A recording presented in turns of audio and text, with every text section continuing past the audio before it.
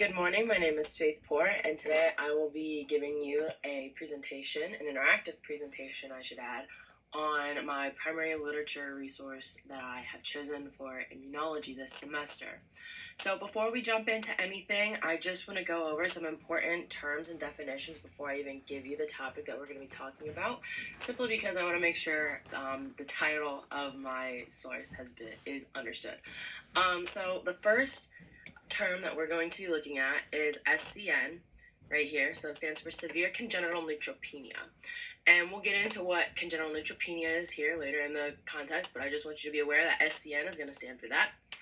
Moving on to the next term, it's going to be MDS, which stands for myeloid plastic syndrome, which is the disruption of blood cells. And then the next one is going to be de novo, which is a term used talking about no clinical history of MDS or exposure to leukemia-genetic agents. This is really important because this is going to be the control portion of the experiment that we'll be looking at in the primary literature. And then finally, we're going to be talking about, or then the last term is going to be AML, which stands for acute myeloid leukemia. And the title of the primary literature resource that we're going to be taking a look at today is The Distinct Patterns of Mutations Occurring in De Novo AML versus AML Arising in the Setting of Severe Congenital Neutropenia. So moving on to some background information here. So we're going to look at, the first question we're going to ask is, what is SCN, or severe congenital neutropenia? Well, it's an inborn disorder of granulopoiesis. So I'm just going to write that in there. Oh, not like that though.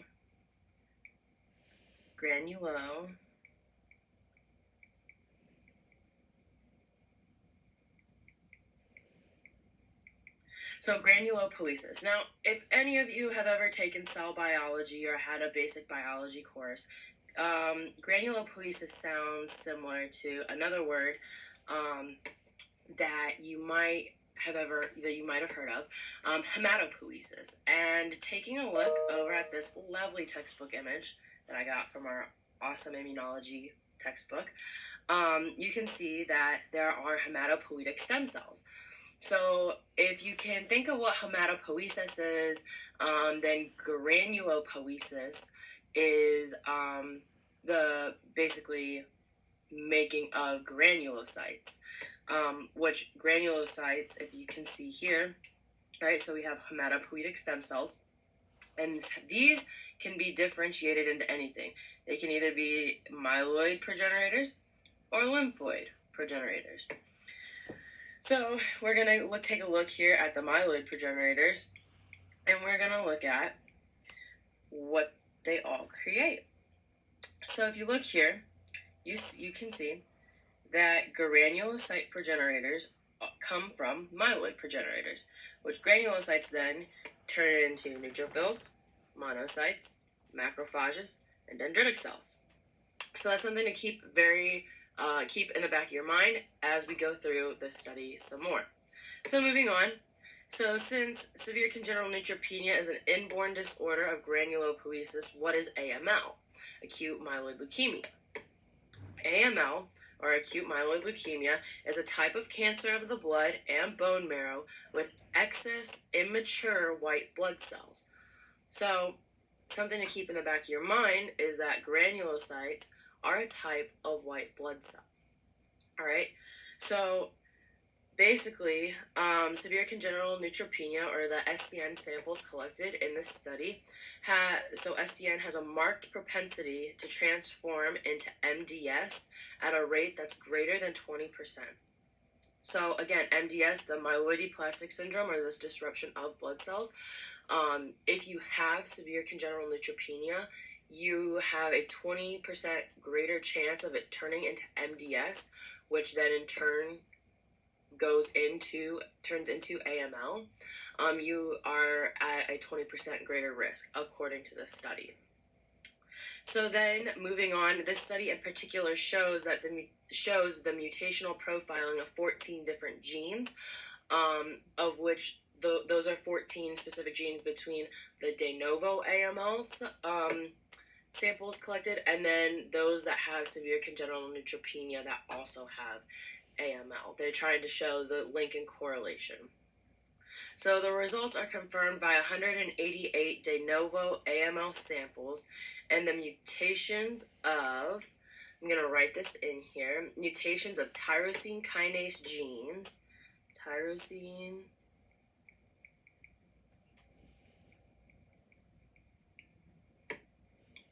kinase genes were common. So that's something important to know. Again, going back to cell biology, because, cells are important, tyrosine kinase is one of the more important genes and proteins when it comes to looking at different mutations of different genes.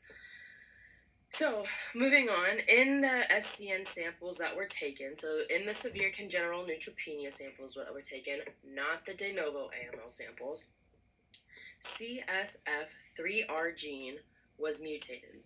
So you might be asking yourself, well, Faith, I'm not an expert in genetics or in cell biology. It's okay, I got you covered. So you might be asking, what is this? So CSF3R, this gene, encodes for the G-CSF receptor. Now you might be saying, well, that's good, but what's that receptor do? What does that mean? Why does this all matter? Well, the G-CSF receptor is a big part in the growth and differentiation of granulocytes. So if we follow this cool little orange arrow back to our lovely textbook image here, right, you can see again that the granulocytes here they produce a lot, they have more than one job. And we'll cover that. I don't want to get ahead of myself, but we will get to that. And we'll talk about why granulocytes are so important. So again, why should we care? Granulocytes, again, are a type of white blood cell, and they are part of the innate immune response. The innate immune response, or the innate immunity, is the oldest and most ancient type of immunity there is. So, now that we have a little bit of a solid background on the topic that we will be discussing and the genes that we will be looking at and the type of cells we'll be working with and what type of immunity, we're going to now look at the hypothesis of this presentation. So the hypothesis for this is mutations of the CSF3R gene provide the activated tyrosine kinase signal that is thought to be important to leukemiogenesis. So what is leukemiogenesis? Well, if you look at the ending here of Genesis, Genesis is the beginning of. An example of this is like the first book of the Bible, right? Genesis, beginning of, the beginning. So the beginning of leukemia, or the starting or the building up of leukemia in a person. If you don't know, leukemia is, the cancer of the blood and bone marrow, which in the bone marrow is where granulocytes are found, because that's where they are made. All right, so moving on from the hypothesis, we're going to look at the experimental process.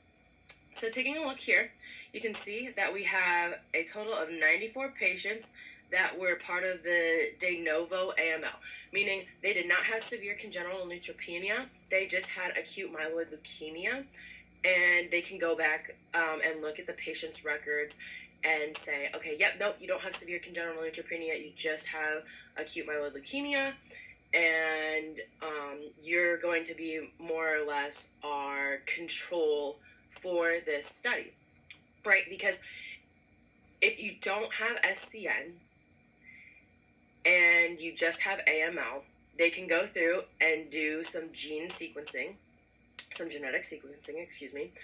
and look to see at what genes were mutated with you just having AML.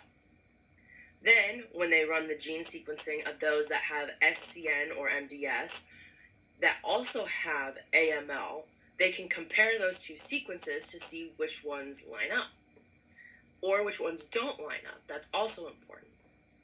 So moving on, Then they also, with the patients, they took peripheral blood and bone marrow, and those were looked at for tumor cells.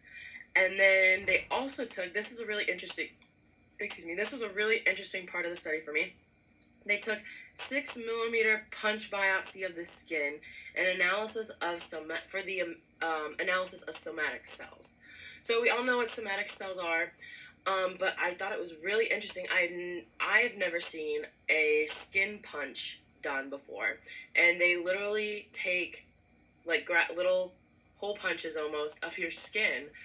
And so they took that and they ran the somatics. They looked for the somatic cells of that. And so then they used Phi-29 based whole genome amplification, which used Quigan Repligy service. So let's break that down. What is Phi-29? So Phi-29 here is a DNA polymerase, which is an enzyme. And the way we can tell it's an enzyme is that it ends with the word ASE. As well as whole genome amplification. So what is that? Whole genome amplification is the robust amplification of an entire genome, meaning it's not just looking at one specific gene, it's an entire genome. So in order to be eligible for this study, you had to be 18 years old and you had to have a greater than 30% of myeloblasts in the bone marrow, which is important. And then you also, in order to be part of the de novo sampling size, you had to have no chemo, no radiation, and no MDS. And there were 2 testing groups used for this that they specifically talk about. They are the cancer and leukemia group B, which they abbreviated as CALG-B, and then French, American, British, which is FAB, excuse me. So, with that being said, moving on to looking at key data and figures. So with the experimental process, again, they did genome sequencing, and they were comparing the 2 different study groups, those of de novo AML and those that have severe congenital neutropenia that also have AML. So here we're looking at figure 1 from the study. And before we just even get into this, I just want to kind of, show how you read one of these. So the rows, so you row from left to right, obviously, right? So this would be a row, if you can kind of see where my highlighter is going back and forth. So row is an individual sample, all right? And then the column is a single nucleotide position from the 5' intronic region to the 3' intronic region. The green show high-quality double-strand sequences. The yellow shows single-strand coverage, and then the red means that there's no coverage at all. So here we can see that they're looking at codons number 12 and 13, and they have discovery in the tumor, discovery in the germline, and then so those are both from the data that they've collected, as well as then the CALG-B group, and then those with SCN and AML.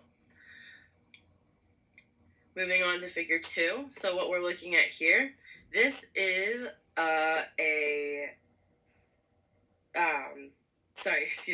this is showing the genetic sequencing of just the de novo cells, and this is what they're using to compare all of their SCN AML samples to. So it will be compared to SCN samples collected in order to pinpoint specific gene mutations or the specific genes they think are correlated to those who have severe congenital neutropenia, and that it's going to link into acute myeloid leukemia. Right, so yes, it's a little hard to read. I am very sorry about that. It's very hard to read on the article as well. But so it's important to note that the red indicate where specific mutations occur, and that the white boxes indicate the missing sequence data. So the red is either deletions or insertions, so some type of mutation, and then the white means that there's just no genetic sequencing there. So looking at table 3, moving on, we can see that they have it divided into those that have SCN, all right, I'm going to highlight that. Those that have SCN and the discovery group. Discovery meaning de novo. All right, I'm just going to write that in for you. De novo. And if you're taking a look here, right, looking at mutation, frequency, and then mutation and frequency. So these two are really the common columns that we're going to be looking at to compare the two. And the gene that I want you to take a look at, that this article is really harping and honing in on, is the CSF3R, excuse me, that's a tongue twister, CSF3R, which is right here. Right? So we can see that ELA2, there's a mutation as well. But the rest of them, for SCN, are 0. So ELA2 and CSF3R both have mutations, where those that of the de novo or the discovery group do not. So that's basically the key to this whole article, is saying, okay, the this CSF3R gene is the one that does show a mutation, where those that do not have SCN but have AML do. So keep that in the back of your mind as we go through, how does this tie into immunology? Why is this important? Well, cells that come from the CMP, such as myeloids, include granulocytes, right? So let's take a look at granulocytes. Granulocytes are part of the innate immune system. They include neutrophils, basophils, mast cells, and eosinophils.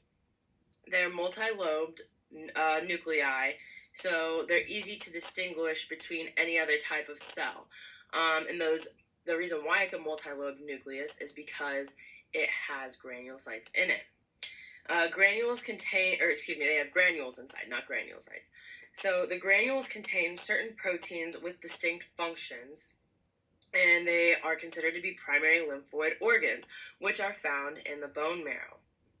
So the granulocytes are also part of the first response to a pathogen, which alert an insult to lymphoid cells, saying like, hey, something's not right. These lymphoid cells aren't, responding correctly. All right. And then the choices that the hematopoietic stem cells make is dependent upon the environmental cues around it. So since granulocytes are a type of hematopoietic stem cell, it really depends on their environment of how they react. So let's take a look at bone marrow here, since granulocytes are found in the bone marrow. So bone marrow supports self-renewal and growth of hematopoietic stem cells. So it's an ongoing cycle, right? And if there's something wrong with granulocytes, then that kind of stops the production of hematopoietic stem cells, which then in turn causes a problem with the innate immune response, causing the body to not be able to fight off infection as well as they want to. And this is normally found in the bones, but specifically the most active sites are long bone, in the hip, and in the sternum. And then these areas receive myeloid and lymphoid cells that are fully mature. So they can receive, like when they go back through, they'll also receive myeloid and lymphoid cells. So there are two types of immunity. There is innate and adaptive immunity. And in order to have a full functioning immune system to be healthy, you have to have both that work well. So as you can see here in table 5.1, the response time is minutes to hours, whereas adaptive immunity is days. So innate immunity is the first line of response. It's kind of like the Band-Aid almost that's holding things together as time goes on. And then it gives the time for the adaptive immunity to come and fill in. So again, moving on to the results.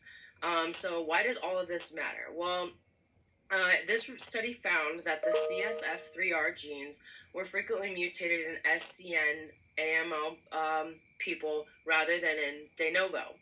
And those with severe congenital neutropenia in this study showed that there was a 43% greater chance of there being a mutation of the CSF3R.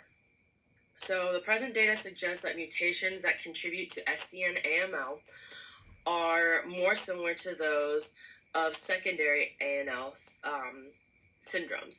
So, with that being said, I believe that we could take this research just a little bit farther and look at potentially the specific protein of CSF3R and do some more genome sequencing in that and see how it reacts to AML therapies and severe congenital neutropenia theories.